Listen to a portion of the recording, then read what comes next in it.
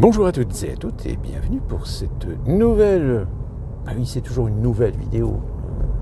C'est un peu ridicule d'ailleurs à chaque fois qu'on dise bienvenue pour cette nouvelle vidéo. Mais bon. On continue. Parce que la situation est ce qu'elle est et qu'il y a aujourd'hui des ramifications dont certaines d'entre elles sont volontairement occultées par vos médias. Parce que, évidemment, elles n'ont pas envie que tout d'un coup, non seulement l'opinion commence à prendre peur, et puis surtout que l'opinion commence à poser les bonnes questions, et qui plus est, chercher des responsabilités. Pour l'instant, on attend toujours de savoir est-ce que l'armée israélienne va rentrer dans Gaza. Il y a un délai qui avait été donné, sauf qu'entre-temps, il y a eu un tir de roquette. Alors, même là, maintenant, ça commence à être un petit peu ridicule parce que tout le monde s'est emballé sur l'hôpital de Gaza qui a été attaqué ou qui a été bombardé. Il y a des centaines de morts et tout le tralala. Et puis, au fur et à mesure du temps, au fur et à mesure des images, il y a des gens qui commençaient à dire « c'est bizarre parce qu'on nous dit qu'un hôpital a été attaqué, mais l'hôpital, il a l'air intact ». En revanche, oui, le parking, il y a des impacts, il y a des cratères, oui, mais l'hôpital lui-même... alors, il y a eu un feu qui s'est étendu, en effet, à l'intérieur. Et puis, tout d'un coup, il y en a certains qui ont commencé à dire « oui, mais alors, attendez, les informations qu'on a données, là, elles viennent d'où ?» Elles viennent des sources officielles gazaouites. Ah! Non, parce que là, maintenant, nous, on a quand même le Financial Times, on a le Washington Post, on a le New York Times aux États-Unis, on a CNN, on a ABC, on a CBS, qui commencent à dire que, tout compte fait, non. Certains médias ont annoncé des chiffres très alarmistes, mais en réalité, il n'y en a pas autant que ça.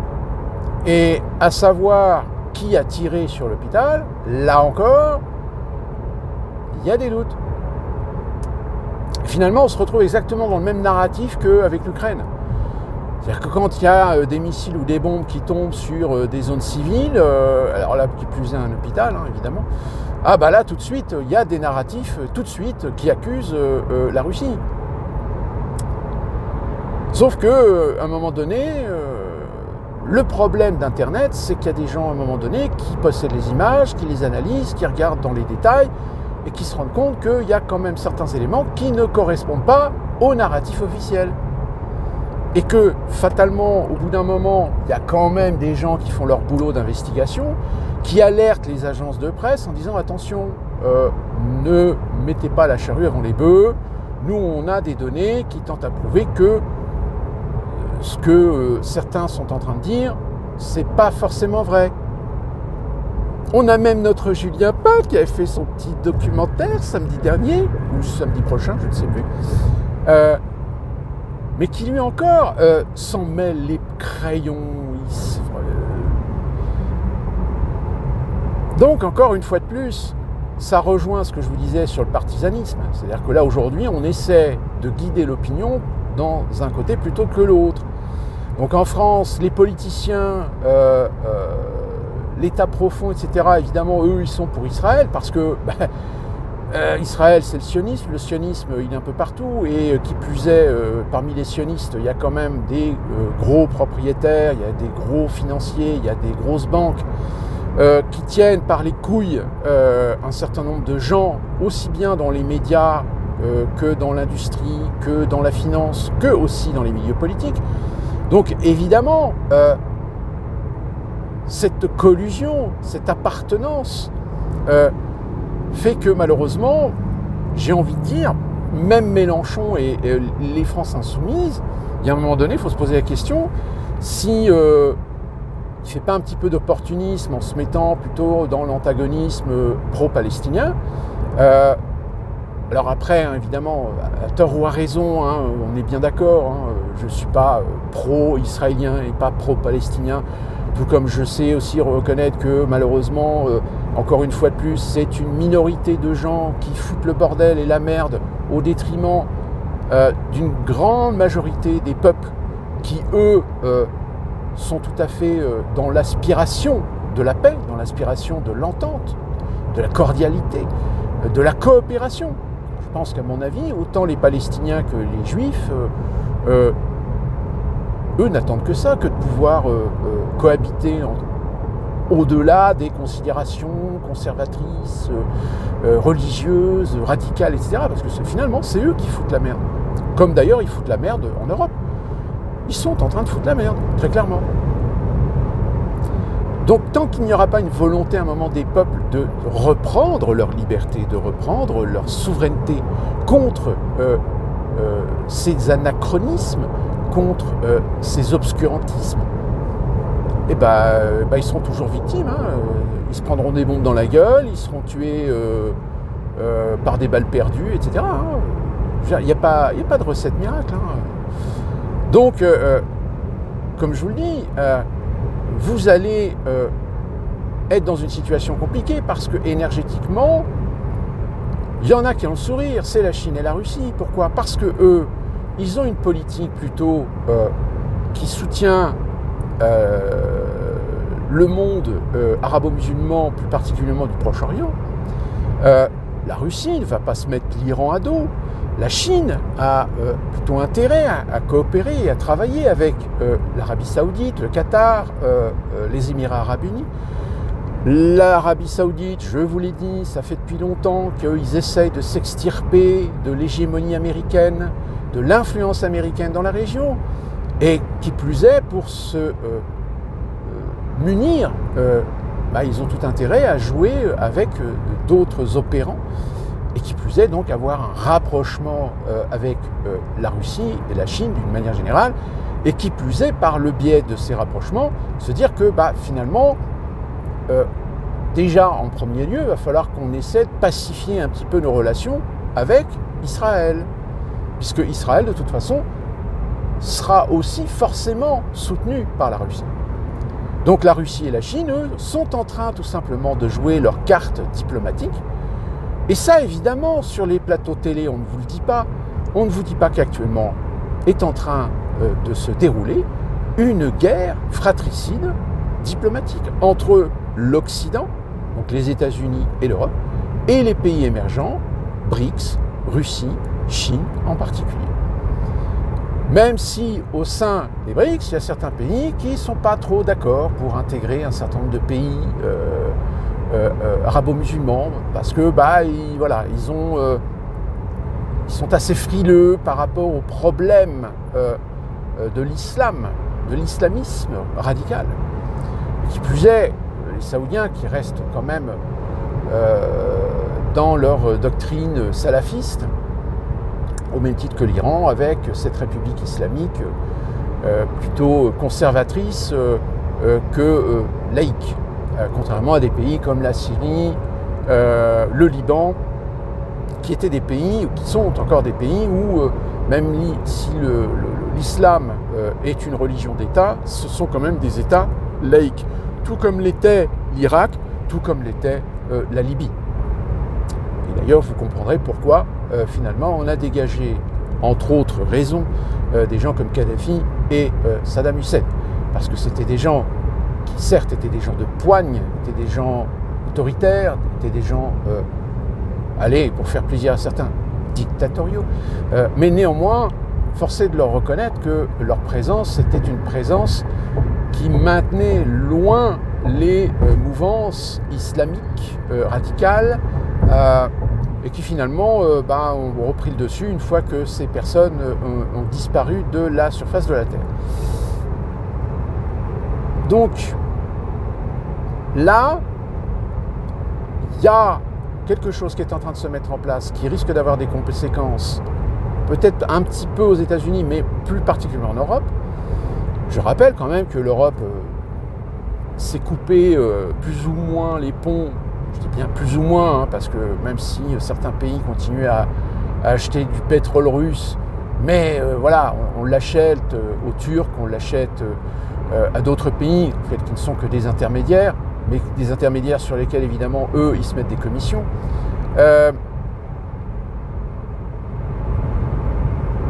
Va-t-il y avoir un blocus sur le pétrole du Moyen-Orient et Proche-Orient ? ouch.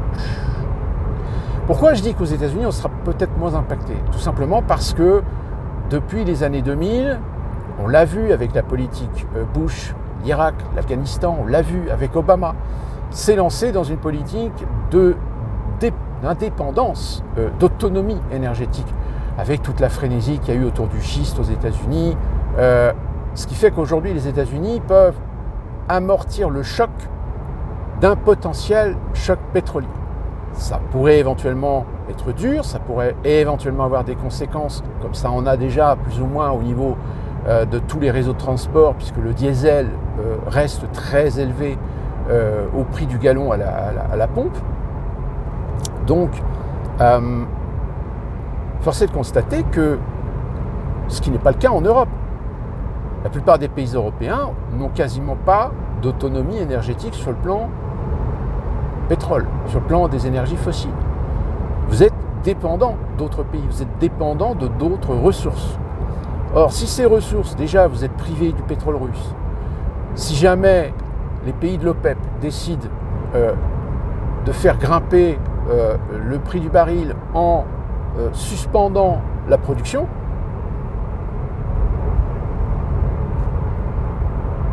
ça va faire mal. Ça va faire très mal en Europe. D'autant plus que là, certains essayent de boucher les fissures, hein, mais je pense que les Français de plus en plus se rendent compte que leur salaire, que leurs revenus commencent à poser problème par rapport à l'inflation, par rapport au prix qui augmente, par rapport au coût de la vie. Et encore plus vrai dans les grandes agglomérations, dans les grands centres-villes, où là, on a une étude qui a révélé que finalement, dans les grandes villes, et plus particulièrement sur Paris, désormais, pour être propriétaire, il faut quasiment aligner minimum 3 500 € net de revenus par mois.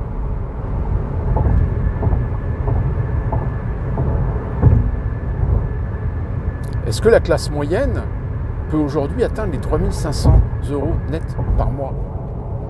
Ou alors, il faut que le couple, les deux, travaillent avec des bons salaires. Il faut qu'ils se fassent au moins 4 000 ou 4 500 € net par mois. Mais vous imaginez, c'est du délire. Autre conséquence, c'est qu'évidemment, la conséquence, elle est idéologique, surtout en Europe. Je rappelle, en France, vous avez au moins 12 à 13 millions de musulmans. Alors officiellement, on dit 8 millions. On est le deuxième pays européen en matière de communauté importante, puisque l'autre pays aujourd'hui, c'est la Suède, qui a pareil 8 millions 400 ou 8 millions 500 000 musulmans sur leur territoire. Donc évidemment, là on commence à voir les choses, hein, les manifestations pour la Palestine qui ont été en temps interdites. Alors évidemment, on s'offusque, mais attendez, les interdictions, c'est pas pour interdire les manifestations, même si, on va être d'accord, ça peut être aussi une opportunité, un bon argument. Mais c'est surtout que les tensions sont tellement ravivées qu'on n'a pas envie de voir une masse de gens qui manifestent ou qui marchent pour la Palestine et qu'un connard sioniste extrémiste balance une grenade ou fasse un tir au pigeon. Et inversement. Donc là, la responsabilité de l'État en matière de sécurité est engagée. Donc c'est pour ça que je dis à ceux qui crient au scandale, à l'atteinte aux libertés, etc. Je dis ouais, si jamais vous allez à une manifestation puis qu'il y a un connard qui balance une grenade et qu'il y a quelques dizaines de personnes tuées, plusieurs centaines de blessés, etc. Vers qui vous allez vous tourner? Vous allez vous tourner légitimement vers l'État, parce que l'État n'a pas fait en sorte d'assurer la sécurité. Or, comment un État peut assurer la sécurité pour éviter ce genre de problème, si ce n'est interdire les rassemblements? Vous vous souvenez dans les vidéos, je vous ai dit, faire monter la température, alimenter le feu dans le peuple pour le diviser et le pousser à s'entretuer, pour ensuite légitimer de mettre en place une sorte d'état d'urgence sécuritaire, etc. Qu'est-ce qu'il vous a dit Macron là récemment? Il ne vous a pas parlé d'une alerte attentat.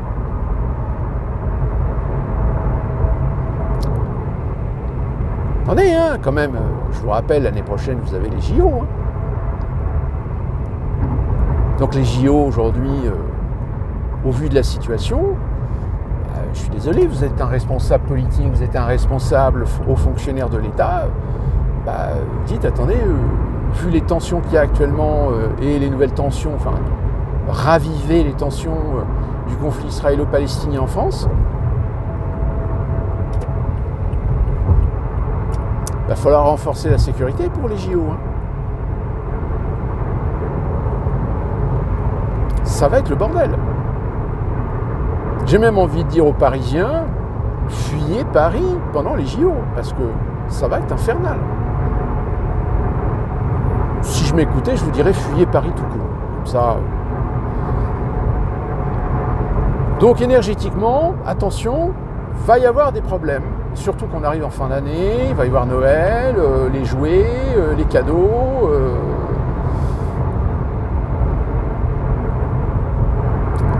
Crise financière. Ah oui, parce que ça, évidemment, ce qui est en train de se passer au niveau de la finance mondiale, etc., c'est pas sur LCI, ni BFM, ni TF1, ni France Télévisions, ni Europe 1, ni RTL, ni RMC, ni CNews, qui vont vous en parler. Il faut savoir qu'aux États-Unis, depuis plusieurs mois, vous avez des tonnes de petites banques, de petits réseaux bancaires d'État qui sont en train de se racheter les uns les autres ou de se faire bouffer par les gros groupes. Je rappelle que les taux, là actuellement, on ne sait pas, est-ce qu'ils vont être augmentés ou est-ce qu'on va les stabiliser, on va les baisser, mais si jamais ils les augmentent, les taux, au niveau des banques centrales, attention, ça va faire très mal.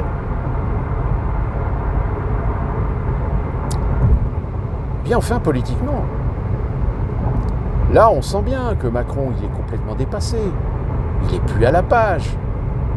L'Union européenne, vous avez, comme je vous l'ai dit dans ma précédente vidéo, Louis Michel, le président du Parlement européen, qui commence à souffler dans les bronches de Van der Leyen parce que elle commence à péter plus haut que son cul, à se lancer dans des discours, dans des propositions complètement contradictoires, être complètement incohérent à gérer la situation ukrainienne et la situation avec Israël, alors qu'elle est la première à dénoncer les crimes de guerre russes, mais par contre, à équivalent ce que font les Israéliens depuis des années.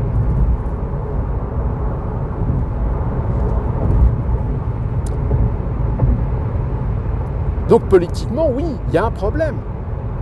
Parce que ce qu'on accuse depuis maintenant 3 ans la Russie de faire vis-à-vis de l'Ukraine, si à outil de comparaison, on considère que Israël a plus ou moins démocratiquement fait en sorte de placer toujours des gouvernements qui ont toujours torpillé les processus de paix, avec toutes les actions et les conséquences que ça implique. Alors là, en effet, quand vous avez à l'ONU la Russie qui fait une proposition de texte pour engager des pourparlers à un cessez-le-feu au Proche-Orient, et qu'évidemment des pays comme les États-Unis, la France, la Grande-Bretagne votent contre. Pourquoi ? Parce que c'est la Russie qui a déposé le truc. Il y a un moment donné où... Attendez. Vous voulez quoi dans le Proche-Orient ? Vous voulez que ça s'enflamme ? Vous voulez que ça vous voulez un massacre ? Un génocide ? Donc forcément, le discours politique de l'Occident aujourd'hui ne colle pas avec le discours qui tient contre la Russie. C'est-à-dire que vous protégez aujourd'hui un gouvernement qui est très clairement un gouvernement génocidaire contre le peuple palestinien, alors que vous tenez le discours inverse contre la Russie dans sa politique génocidaire contre l'Ukraine. Non, attendez, il y a un truc qui ne va pas là. Un jour c'est blanc, le lendemain c'est noir, sur le lendemain c'est gris. D'où la division à un moment donné, c'est que le peuple, en France comme aux États-Unis, il se dit mais vous foutez de notre gueule ou quoi? Ça fait depuis des années que vous essayez d'instaurer un climat, d'essayer de résoudre les problèmes, sauf que vous êtes tellement dans cette idéologie de votre nouvel ordre mondial, de cette hégémonie, de cette volonté de destruction des États-nations, de cette détermination à vouloir posséder la Russie pour mieux détruire la Chine par derrière, que vous en arrivez vis-à-vis de l'opinion, que vous en arrivez avec les médias, que vous en arrivez avec vos politiciens, à avoir des discours totalement contradictoires selon les conflits d'intérêts.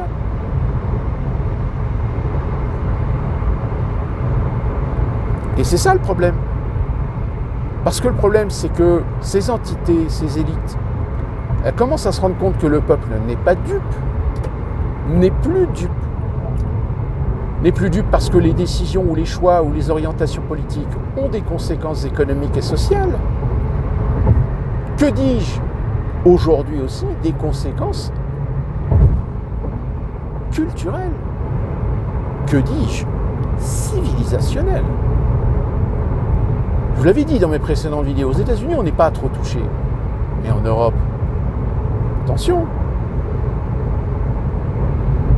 ça va remettre dans les brancards. Qui plus est dans le monde musulman européen, en France, vous avez une très grande majorité de musulmans issus des pays du Maghreb. Mais quand vous avez des désaccords avec les musulmans turcs, pakistanais, d'ici là qui commencent à se taper sur la gueule entre eux, il n'y a pas des kilomètres. Donc, là je vous dis franchement, nous aux États-Unis, là les interventions de Biden, même ma femme, elle ne sait plus quoi penser. Parce que le mec il a 81 ans, mais président des États-Unis d'Amérique. On peut critiquer Trump, on peut lui trouver des défauts, mais au moins Trump, dans l'action, il était cohérent. Enfin, cohérent par rapport à sa politique. Même si on peut en débattre, il n'y a pas de souci là-dessus. Moi, le premier, je suis assez critique sur ce qu'il a prétendu vouloir être ou faire et qui finalement il n'a pas fait. Pourquoi? Parce que ce qu'il appelle l'État profond reste quand même une entité non négligeable. Or aujourd'hui, Biden, certains vous diront que de toute façon aujourd'hui, qui dirige les États-Unis, c'est pas Biden, c'est Obama.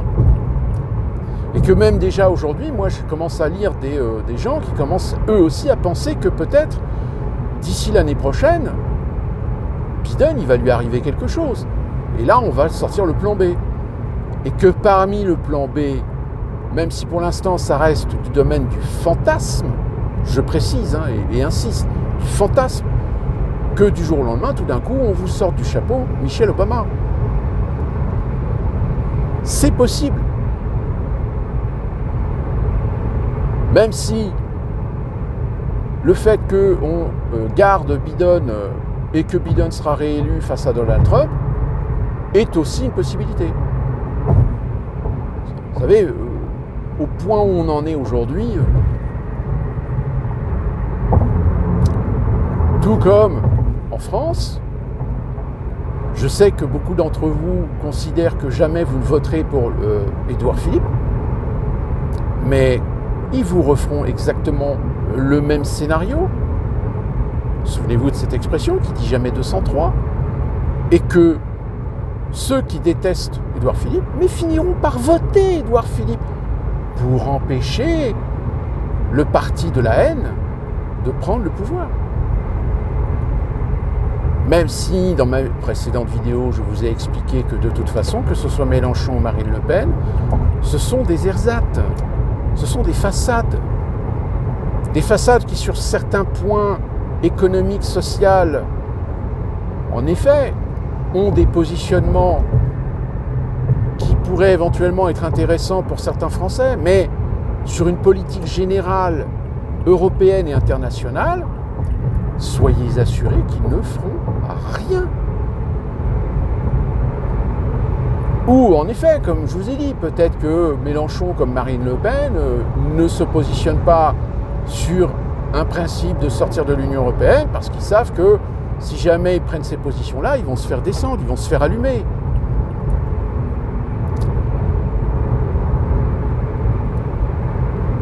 Les autres conséquences, évidemment, la plus dramatique, c'est que finalement, on rentre dans un conflit entre deux empires, l'Empire d'Occident et l'Empire d'Orient. Quand je dis Empire d'Orient, c'est à la fois le conglomérat des pays arabo-musulmans. Je rappelle, un pays comme le Pakistan ou l'Arabie Saoudite, si le Pakistan, on sait qu'ils ont l'arme nucléaire, l'Arabie Saoudite, il n'y a rien d'officiel. Si jamais certains d'entre vous, oui, sont tombés sur une information officielle qui démontre qu'en effet l'Arabie Saoudite possède l'arme nucléaire qui leur a été donnée, qui leur aurait été donnée par les Américains, n'hésitez pas à mettre le lien en commentaire. Moi j'ai vu ça il y a très longtemps, mais voilà, c'est un peu compliqué d'essayer de retrouver la source. Et puis Israël, oui, eux on sait qu'ils ont l'arme nucléaire. Donc la problématique, c'est qu'en effet, pour calmer le jeu et défendre les intérêts, à la fois les intérêts financiers, les intérêts des empires financiers, il y a un moment donné, il va falloir légiférer. Or, légiférer, ça veut dire quoi? Ça veut dire faire de l'interventionnisme. C'est-à-dire imposer. Et qu'est-ce que vous voulez imposer à des pays souverains? Un pays souverain en particulier qui est Israël.